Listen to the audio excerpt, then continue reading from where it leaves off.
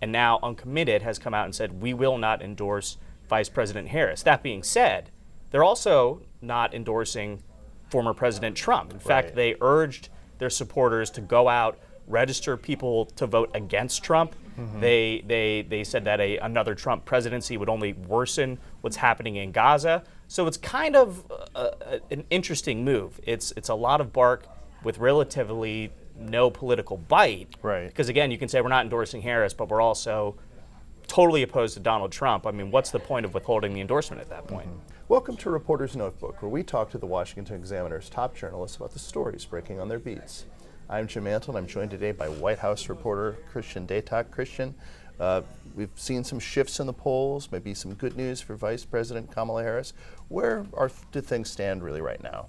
Well, good news is a bit of an understatement, Jim, because even after that debate with Trump last week, the national and the battleground state polling is still very close. I think the real clear average has Harris up like 1.6, 1.9 points, depending on the day this week.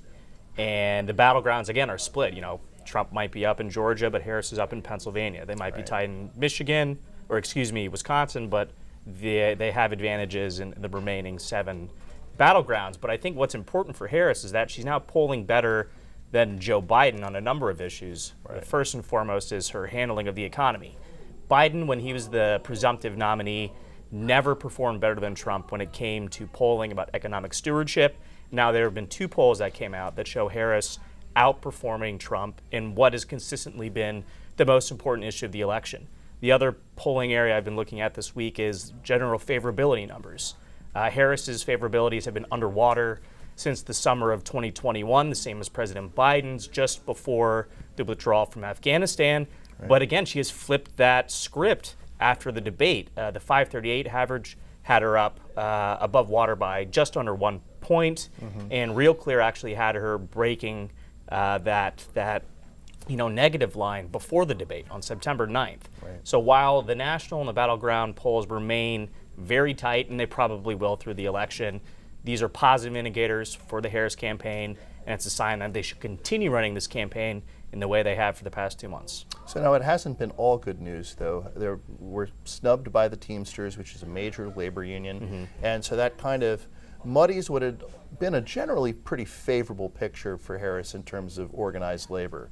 It does, and I think it sort of symbolizes the separation from Kamala Harris as a candidate compared to Joe Biden as a candidate. I mean, Biden has billed himself as the most pro-union president ever since entering office, and he's always been a strong champion of labor throughout his political career.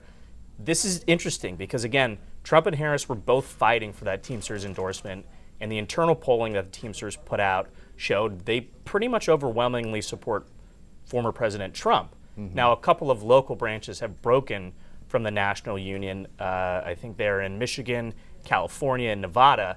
They came out and endorsed Harris individually. But again, labor is the backbone of this new blue wall that we've seen, or excuse me, the old blue wall, not the South, that Democrats have hung their hats on for cycles now.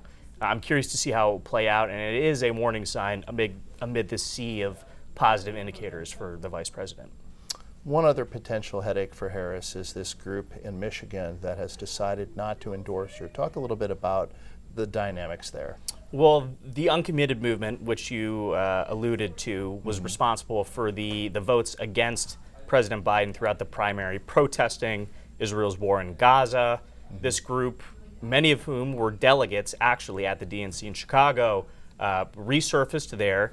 And I was able to speak to a number of delegates, and they were making demands of Vice President Harris. One, meet with families of Palestinians killed in the Israeli offensive, and 2, at least commit to upholding U.S. and international laws when it comes to the sale of weapons, if not instituting a full arms embargo on Israel.